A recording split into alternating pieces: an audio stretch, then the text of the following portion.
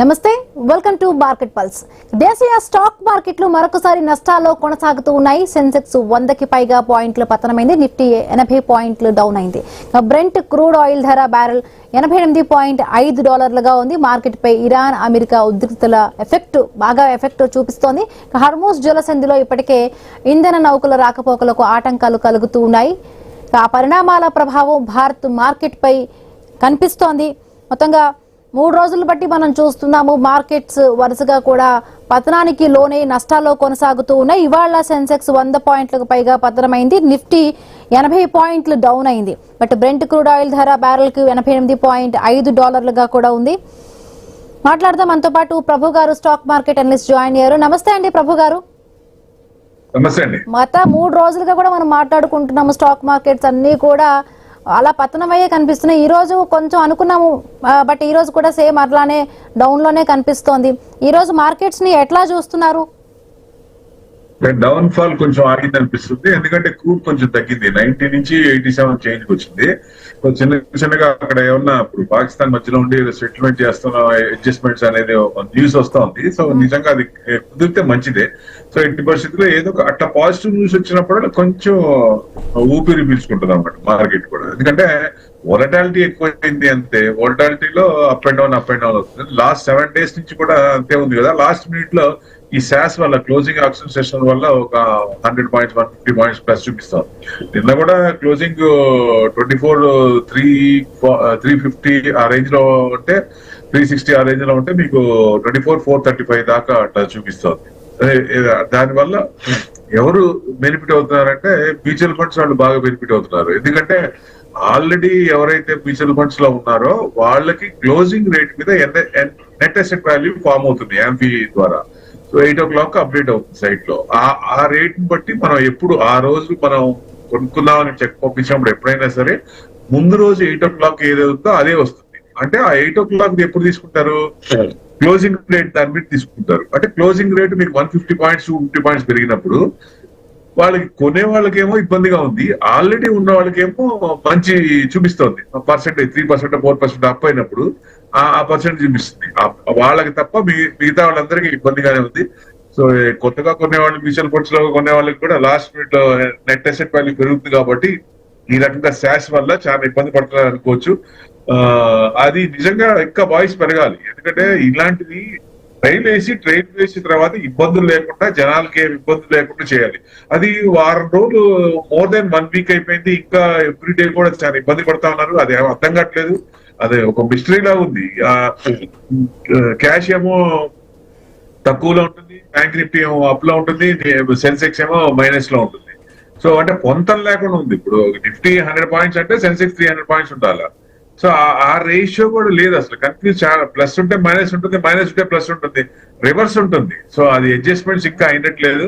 Maybe last week అనుకుంటే ఈ దాదాపు ఇవాళ థర్స్డే రేపటితో అయిపోతుంది. అంటే 2 weeks నుంచి అదే పరిస్థితి గందరగోళంగా ఉందనుకోవచ్చు. ఒక రకంగా మార్కెట్ కన్ఫ్యూజ్ గా ఉంది. ఇన్వెస్టర్స్ కి ఏం బాగాలేదు, కానీ ట్రేడర్స్ కి చాలా కన్ఫ్యూజ్ గా ఉంది.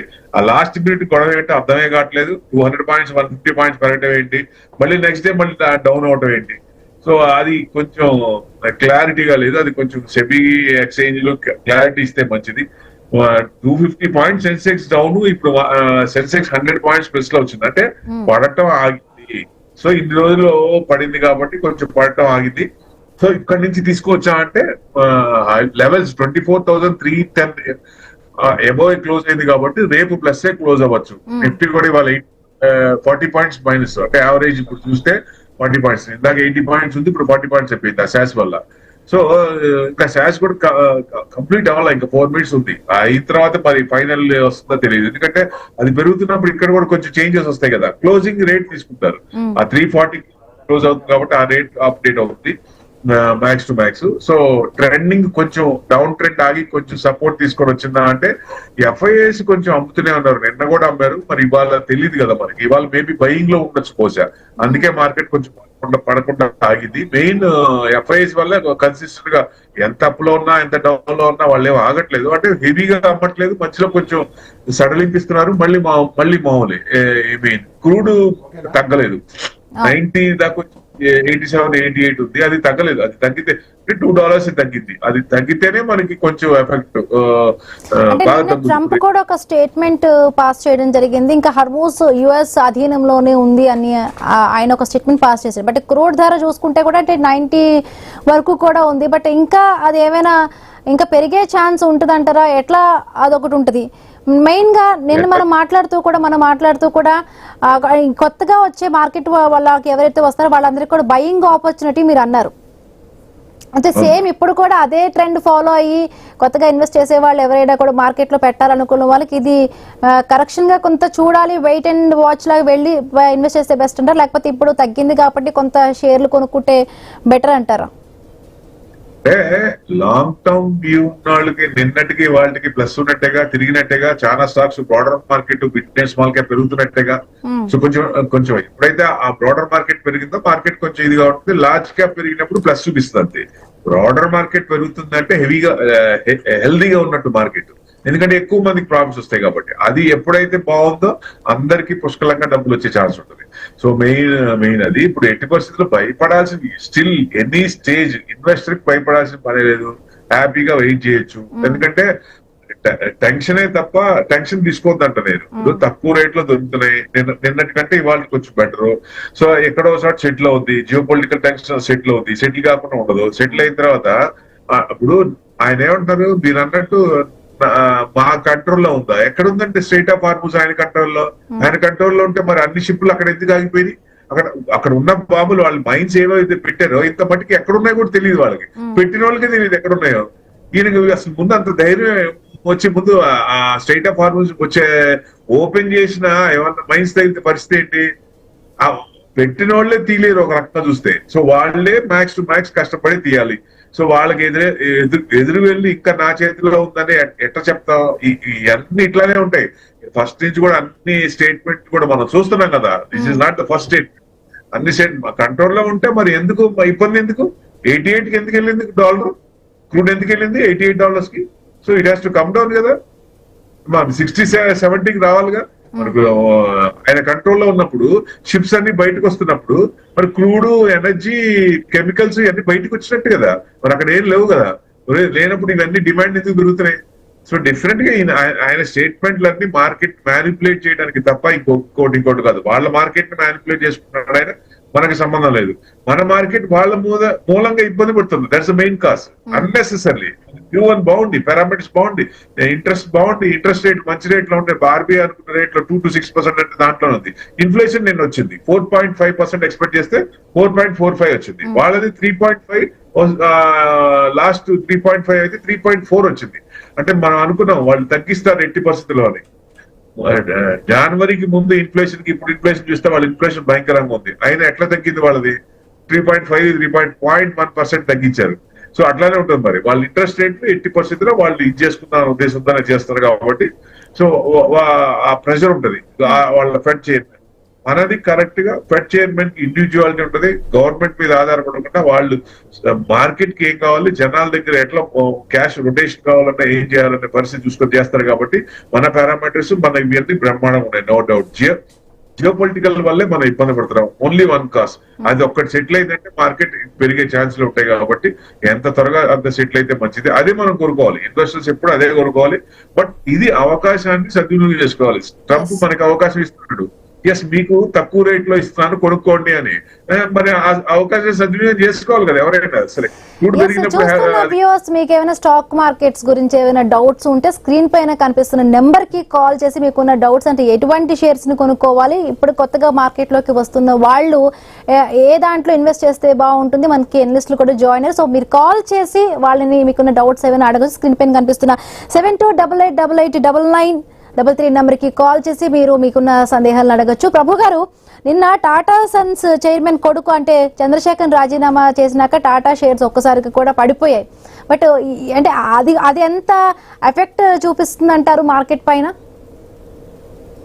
అంటే ఆయనకి ఒక బ్రాండ్ క్రియేట్ అయింది టీసీఎస్ లో, అందుకని దాని ఎఫెక్ట్ బాగా పడింది. ఒక క్రియేట్ అయిన తర్వాత ఈ మధ్య కాలంలో టాటా వాళ్ళు వచ్చినప్పుడు కొంచెం అంతకు ముందు వచ్చిన ఆయన గాని వాళ్ళ సన్ అని తీసుకొచ్చారు కదా, అట్లా గొడవలు కొన్ని అయినాయి కదా. ఆ గొడవలు స్టేజ్ లో ఇప్పుడు ఈయనకి ఒక బ్రాండ్ క్రియేట్ అయింది. ఈయన వెళ్ళిపోతే మళ్ళీ కొత్త వాళ్ళు వస్తే ఎట్లా ఉంటుంది అనేది భయం కొంచెం ఉంది కాబట్టి max to max Tata group మొత్తం నిన్న పడ్డాయి. టోటల్ ఆయన రిజైన్ చేస్తారు. ఆయనకి ఇంకా ఉంది 1 month 2 months ఉంది. అది కంటిన్యూషన్ లేదు. జనరల్ గా ఎక్స్టెండ్ చేస్తారు, ఒకసారి ఎక్స్టెండ్ చేయొచ్చు, ఛాన్స్ ఉంది. ఆయనకి వాళ్ళు ఎక్స్టెండ్ చేసినా ఆయన నాకు వద్దని చెప్పి రిజైన్ చేస్తాడు ఆయన. సో అందుకని ఈయన ఎందుకు చేస్తున్నారు, ఇంకా ఎనర్జీ ఉంది, ఏజ్ ఉంది, ఆయనకి ఇంకా చేయగలరు, బ్రహ్మాండంగా తీసుకెళ్తున్నారు, ఇంకా తీసుకెళ్లరు కదా, ఎందుకు ఇది చేస్తున్నారు అనే భయం ఉంటది కదా ఇన్వెస్టర్స్ కి ఇప్పుడు. సో దానివల్ల ఆల్రెడీ ఉన్న దానికి ప్రాఫిట్ అంటే ఈ మధ్య కాలంలో ఐటీ ఇండెక్స్ డౌన్ నుంచి దాదాపుగా 23% పెరిగింది.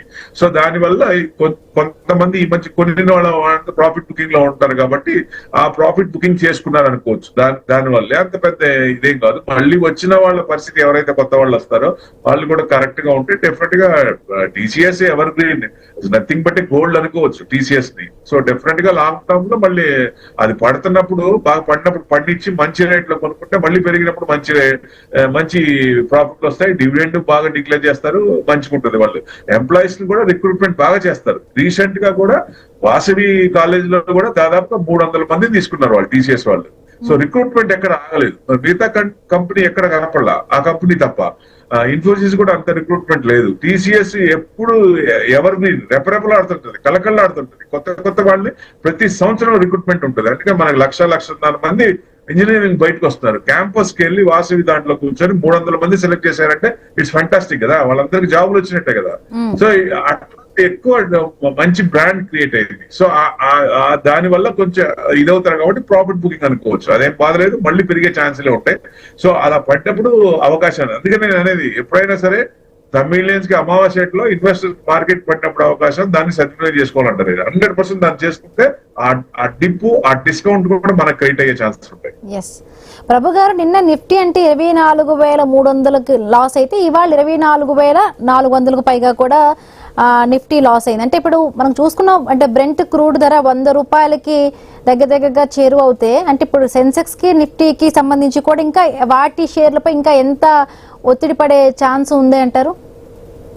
అంటే షేర్ పర్సెంటేజ్ అట్లా డైరెక్ట్ గా ఉండదు, కానీ క్రూడ్ పెరుగుతుంది. క్రూడ్ పెరుగుతున్నప్పుడు ఏంటంటే మనం ఎవ్రీ డాలర్ కి సంవత్సరానికి ఇప్పుడు క్రూడ్ $1 పెరిగిందంటే మనం సంవత్సరానికి ఎన్ని గ్యాలన్స్ తీసుకుంటాం, ఎన్ని గ్యాలన్స్ మీద ఎంత కోట్ల రూపాయలు తేడా వస్తుంది, క్రోర్స్ ఆఫ్ రూపీస్ తేడా వస్తుంది.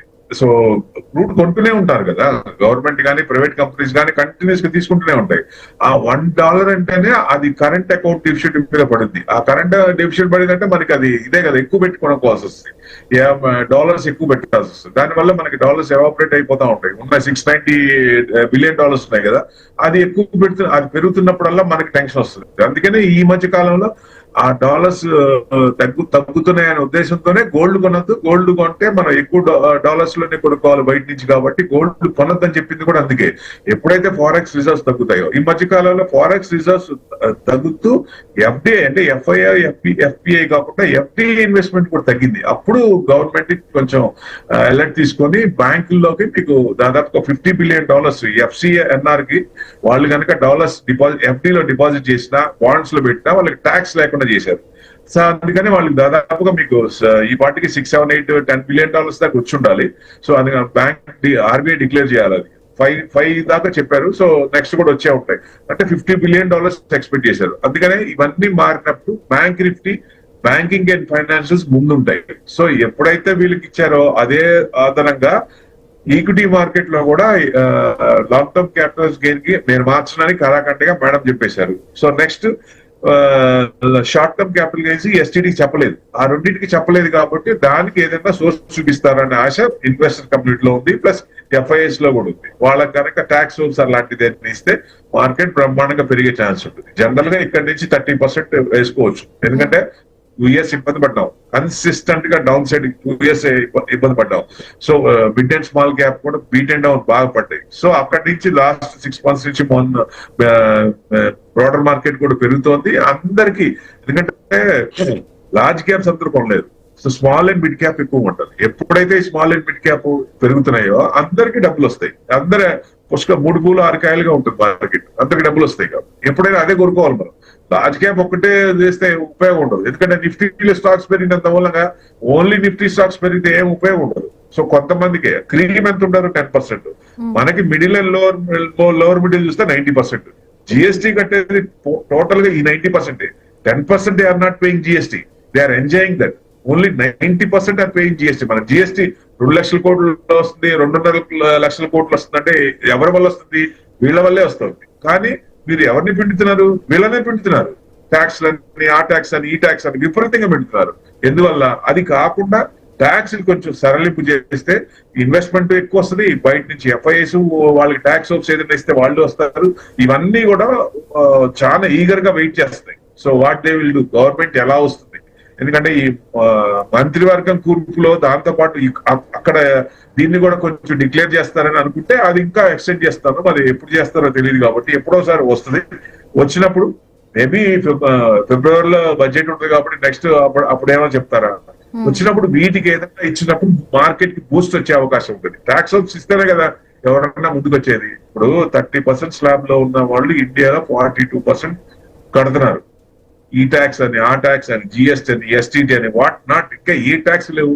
ఇక బ్యాంకుల్లో చూస్తే ట్రాన్సాక్షన్ ఛార్జ్, అలాంటి ఎస్ఎంఎస్ ఛార్జ్ అని బ్యాంకులు అయితే విపరీతంగా లూటీ చేస్తున్నాయి. ఒకప్పుడు మనం అలీబాబా 40 దొంగలు అన్నాం. ఇప్పుడు మనం ఏమనాలి? బ్యాంకులు కానీ ఇవన్నీ విపరీతంగా దోచుకుంటున్నాయి. అసలు డబ్బులు, మన డబ్బులు వాళ్ళ దగ్గర పెట్టుకుంటే అదేదో ఐస్ ముక్కలా కరిగిపోతున్నట్టు ప్రతి మంత్ వాళ్ళు కట్ చేసుకుంటూనే ఉన్నారు. అంటే మనకి సర్వీస్ ఇచ్చిన వల్ల కొంత తీసుకోవచ్చు, కానీ విపరీతంగా అసలు ఆర్బీఐ కూడా పర్మిషన్ ఇచ్చినట్టుంది, మీ ఇష్టం అన్నట్టు. ఇక బ్యాంకులో డబ్బులు ఉంటాయి కదా విపరీతంగా. ఇప్పుడు రూపాయి పతనానికి సంబంధించి కూడా చాలా వరకు జోక్యం చేసుకుంటున్నా కూడా ఆ ఒత్తిడి మాత్రం తగ్గడం లేదు. రోజు రోజుకి రూపాయి విలువ అనేది తగ్గిపోతుంది. అంటే ఇప్పుడు డాలర్స్ విపరీతంగా అమ్మాలి. మనకి డాలర్స్ అక్కడి నుంచి క్రూడ్ ఎక్కువ పెరుగుతున్నప్పుడు, ఎక్కువ డాలర్స్ లో అమ్ముకుంటున్నప్పుడు, ఈ డాలర్స్ కూడా డాలర్స్ మార్కెట్ లో అమ్మినప్పుడు అది వీక్ అవుతుంది, ఐఎన్ఆర్ స్ట్రాంగ్ అవుతుంది. మరి అన్ని డాలర్స్ ఇప్పుడు అమ్మే పరిస్థితి లేదు కదా. అంటే స్లోగా అమ్ముతున్నారు. ఇప్పుడు ఇదివరకంటే మనకి పుష్కలంగా $700 బిలియన్ అబౌవ్ ఉన్నప్పుడు మనం ఏదైనా ఇట్లాంటిది వచ్చినప్పుడు కరెక్ట్గా అమ్మేసాం, ఐఎన్ఆర్ స్ట్రాంగ్ అయింది, డాలర్ వీక్ అయిపోయింది. కానీ ఇప్పుడు మనకి మిగతా ఈ క్రూడ్ వల్ల ఇవన్నీ ఇబ్బంది పడుతున్నప్పుడు డాలర్స్ కనుక ఎక్కువ వాడితే మనకి టెన్షన్ అయ్యి, అందుకనే మా ఆర్బీఐ కూడా చిన్నగా చూసి అంటే it's RBI duty to track down the dollar index. So INR strong చేయాల్సిన డ్యూటీ ఆర్బీఐది. సో ఎట్టి పరిస్థితుల్లో వాళ్ళు ఓవర్ పీరియడ్ 80 వరకు తీసుకొస్తామనే ఉద్దేశంతో వాళ్ళు చెప్పారు. 100% ఆర్బీఐ డ్యూటీ అన్నారు. చిన్నగా తీసుకొస్తారు. మనం పెరిగినందువల్ల కొన్ని ఎఫెక్ట్స్ ఉన్నా ఇప్పుడు ఎక్స్పోర్ట్స్ ఈజీ అవుతాయి, ఇంపోర్ట్స్ కాస్ట్లీ అవుతాయి. అది ట్రేడ్ ఇంబ్యాలెన్స్ ఎక్కడ ఉందో ఆ కంట్రీస్ తో మనకి ఎవరికన్నా మనం పే చేయాల్సినప్పుడు అది బ్యాలెన్స్ అవుతా ఉంటుంది. సో అది బ్యాలెన్స్ అయిన తర్వాత చేస్తారా, లేకపోతే ఇప్పుడు ఎక్కువ డాలర్స్ అమ్మితే మనకి క్రూడ్ తగ్గుతుంది అనుకోండి, మన డాలర్స్ తగ్గవు. సో ఇప్పుడు ఇక్కడ క్రూడ్ కొని, గోల్డ్ కొని అన్ని డాలర్స్ లో కొట్టే రేపు పొద్దున మనకి ఏదైనా అవసరం వస్తే చాలా ఇబ్బంది కదా. సో అందుకని కొంచెం స్టెప్ అనేది చాలా జాగ్రత్తగా ఇస్తారు. అది మంచిదే. ప్రభు గారు, ఇప్పుడు ఒక మార్కెట్ అనలిస్ట్ గా కూడా అంటే ఇప్పుడు మనకి ముఖ్యంగా అంటే గ్లోబల్ వైజ్ గా జరుగుతున్న ఆ పరిణామాలే మార్కెట్లు ఇప్పుడు వీక్ అవడానికి కారణం అంటారు, లేకపోతే దేశీయంగా జరుగుతున్న పరిణామాల వల్లే మనకి ఈ స్థితి వస్తుందంటారా? ఎస్, 100%. బికాస్ ఓన్లీ 2 కంట్రీస్ వల్ల 195 దేశాలు ఇబ్బంది పడుతున్నాయి. 100% టరీఫ్ గానీ, ట్రంప్ టరీఫ్ గానీ, ఏదైనా గానీ 195 దేశాలు ఇబ్బంది పడుతున్నాయి. సో 80% లో. సో అది ఆ టరీఫ్ లేకపోతే అసలు గొడవే లేదు. మీరు ట్రేడ్ ఇంబ్యాలెన్స్ ఏ కంట్రీస్ తో ఉన్నాయో వాళ్ళతో ఇంబ్యాలెన్స్ చేసుకోవాలన్న ఉద్దేశంతో టరీఫ్ అని మొదలుపెట్టి నానాయాగి చేసి క్రూడ్ ని భయంకరంగా పెంచారు. మీ క్రూడ్ ని ఆయిల్ ఎక్కువ రేట్ పెంచుకోవడానికి, మీ ఆర్మ్స్ ని ఎక్కువ రేట్లు అమ్ముకోవడానికి ఈ రకంగా చేస్తున్నారు. అంటే మీ యొక్క దేశానికి ఉపయోగం కోసం ఇన్ని దేశాలను ఇబ్బంది పెడుతున్నారు. చూసాం కదా, మన ఒక కంట్రీ అయితే ప్రెసిడెంట్ అప్డేట్ చేసుకొని తీసుకొచ్చారు క్రూడ్ కోసం, వెనిజులాని. అక్కడి నుంచి తీసుకొచ్చారు వాళ్ళ ప్రెసిడెంట్. ఒక ప్రెసిడెంట్ ని నైట్ తీసుకురావడం అంటే ఇంకో 51 కెనడా అయితే ఒక యూ బికమ్ 51 స్టేట్ కదా, మాకు 50 స్టేట్స్ యుఎస్ లో ఉన్నాయి. మాకు 51 స్టేట్ మా కింద రా అంటే, నా కింద బానిసకి రా అంటే, ఒక వేరే కంట్రీ, ఇండివిజువల్ కంట్రీ నా కింద పనిచేయమంటే ఎట్టుంటది?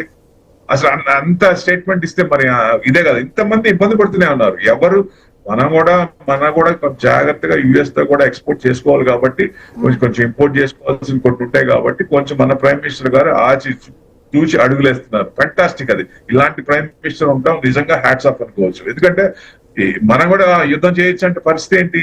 ఇప్పుడు రేపొద్దున రష్యాకి ఉన్న శాంక్షన్స్ మనకు పడ్డాయి అనుకోండి. శాంక్షన్స్ ఇప్పటికే ఆయిల్ రష్యా నుంచి ఆయిల్ తీసుకుంటే మీ మీద శాంక్షన్స్ చేస్తాము లేదా 100% ట్యాక్స్ వేస్తామని చెప్పి కూడా ఈ మధ్య 2-3 రోజుల కింద కూడా వచ్చింది కదా. ఆయన మళ్ళీ పైకి వచ్చింది కదా, కొట్టేసి మళ్ళీ మీకు ఆయిల్ కొంటున్నారు కాబట్టి రష్యా నుంచి, అంటే ఆయిల్ అక్కడి నుంచి కొనడం ఆపేయాలి.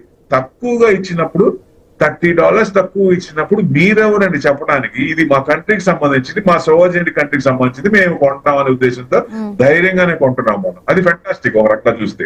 ఎందుకంటే ఇది మాకు సంబంధించింది కాబట్టి మాకు నిజంగా ఉపయోగపడింది అంటే మేము కొంటా ఉన్నారు. సో ఒకవేళ అట్లా కాకపోయినా స్ట్రెయిట్ ఆఫ్ హార్మోజ్, బాబల్ మండే 2 క్లోజే, అక్కడి నుంచి ఆయిల్ రాకపోయినా వేరే రూట్ నుంచి వచ్చిందంటే కొంచెం రేట్లు అనేది టైం పెరిగిపోద్ది, ఎక్స్పెన్సెస్ పెరిగిపోతే, ఓవర్ హెడ్స్ పెరిగిపోతాయి. అదే మెయిన్ కారణం. ఒకటంటే మనకి మెయిన్ చేయాల్సిందల్లా స్ట్రాటజిక్ రిజర్వ్స్ కనుక పెంచితే ఇలాంటి కంట్రీస్ ఎంత ఇబ్బంది పెట్టినా మనకి ఇబ్బంది పడాల్సిన పని లేదు. సో మనకు ముందు ఫ్యూచర్ లో స్ట్రాటజిక్ రిజర్వ్స్ అనేది పెంచుకుంటే, క్రూడ్, పెట్రోల్, డీజిల్, ఆయిల్ కనుక పెంచుకుంటే ఎంత ఇబ్బంది వచ్చినా ఇబ్బంది పడదు. ఇప్పుడు చైనా చూడండి, తొనకట్లేదు, బెనకట్లేదు. Because of more than 1 year reserves ఉంటాయి వాళ్ళ దగ్గర. ఏం షేక్ అవరు. ఎంత వచ్చినా వరల్డ్ మొత్తం షేక్ అయినా వాళ్ళు షేక్ కారు. సో జపాన్ అంతే, 6 months 4 months ఉన్నాయి, 4 to 6 months ఉంటాయి వాళ్ళ దగ్గర. మనకి ఓన్లీ 3 months అన్నాం, 2 months అవ్వగానే మనకి షేక్ అయిపోతాం. అంటే ప్రభు గారు, అంటే 3 రోజులు బట్టి కూడా మనం చూస్తున్నాము డౌన్ ఫాల్ లోని మార్కెట్ల అంతా కూడా కొనసాగుతున్నాయి. బట్ తాత్కాలిక కరెక్షన్ గానే మనం చూడాలా, లేకపోతే ఒక డౌన్ ఫాల్ ట్రెండ్ మార్కెట్ లో స్టార్ట్ అయింది అనుకోవాలి? ఇంకొకటి, కొత్తగా ఇన్వెస్ట్ చేసే వాళ్ళకి బయింగ్ ఆపర్చునిటీ అని మీరు అంటున్నారు, కాకపోతే కొంత వాళ్ళు వేచి ఉండాలంటారా, లేకపోతే ఇప్పుడే కొనుక్కుంటే బెటర్ అంటారా? So when earnings are rising, prices will rise. ఇప్పుడు మన కంపెనీలో ఎర్నింగ్స్ బాగుంటే, ఆ earnings quarter on quarter, year on year consistent growth ఉంటే ప్రైజెస్ విల్ గో అప్. అదే జరుగుతుంది. ఎందుకు తగ్గుతుందంటే మనం కొంత వాళ్ళని ఫాలో అవుతాం కాబట్టి, వరల్డ్ లీడర్ కాబట్టి, వాళ్ళు కొంచెం ఏదన్నా ఉన్నప్పుడు టెరిఫ్ కానీ వాళ్ళ జియోపొలిటికల్ క్రూడ్ కానీ పెరిగినప్పుడు, జియోపొలిటికల్ టెన్షన్స్ ఏదన్నప్పుడు కొంచెం తగ్గుతుంది. ఆ తగ్గుతుంది మనకి డిస్కౌంటే 100%. మామూలుగా కొన్నప్పుడు ఆ రేట్ లో కొనుక్కోవాలి. ఇలాంటి అవకాశాలు తగ్గినప్పుడు ఇలాంటిది మనం అందిపుచ్చుకుంటే డెఫినెట్ గా జనరల్ గా వచ్చే పర్సెంటేజ్ కంటే ఇంకా కొంచెం ప్రాఫిట్స్ అనేది ఎక్కువ వచ్చే అవకాశాలు ఉన్నాయి. సో దానికేంటి, నాలెడ్జ్, డిసిప్లిన్, పేషెన్స్ ఉండాలి. అంతేగాని నేను ఇవాళ కొన్నా రేపే రావాలంటే రాదు. సో వెయిట్ చేయాలి, దాంట్లో ఫైర్ వచ్చేదాకా. మనకున్న ట్రెండ్ మార్కెట్ పట్టుకోదు. మార్కెట్ ట్రెండ్ ను మనం పట్టుకోవాలి అంటే పేషెన్స్ ఉండాలి. నాలెడ్జ్ అంటే ఇన్ఫర్మేషన్. సో ఆ ఇన్ఫర్మేషన్ పెట్టుకొని పేషెన్స్ కనుకుంటే, పేషెన్స్ పేస్ మోర్ మనీ, అంతే. దానికి ఆల్టర్నేట్ లేదు. సో దానికి ఇంకొక పాయింట్ లేదు, ఇంకొక ఆల్టర్నేట్ లేదు. Patience definitely will pay more money. So మనకి ఎంత పేషెన్స్ ఉంటే అంత వచ్చే ఛాన్స్ ఉంటుంది. బట్ టెక్నికల్స్ గా చూసుకొని ఎక్కడ ఎగ్జిట్ కావాలి, ఎక్కడ ఇది కావాలి చూసుకొని, రీట్రేస్మెంట్ అవుతున్నప్పుడు ప్రాఫిట్ బుక్ చేసుకుంటూ, మళ్ళీ డౌన్ లెవెల్స్ లో ఇలాంటి జిగ్స్ వచ్చినప్పుడు, నీజెక్ రియాక్షన్స్ ఇట్లాంటి వచ్చినప్పుడు, లోవర్ లెవెల్స్ లో ఉన్నప్పుడు again reentered will get more profits definite గా వస్తాయి. So thank you so much అండి ప్రభు గారు, మీ అనాలిసిస్ అందించినందుకు. సో ఇది ఇవాల్టి market pulse programme. So buying ఆపర్చునిటీతో కూడా, ఇది కొత్తగా ఇన్వెస్ట్ చేసే వాళ్ళకి బయింగ్ ఆపర్చునిటీ అంటూ కూడా విశ్లేషకులు చెబుతున్నారు. ఇది ఇవాల్టి market pulse program. Keep watching I news. మీతోని మీ వెంటే.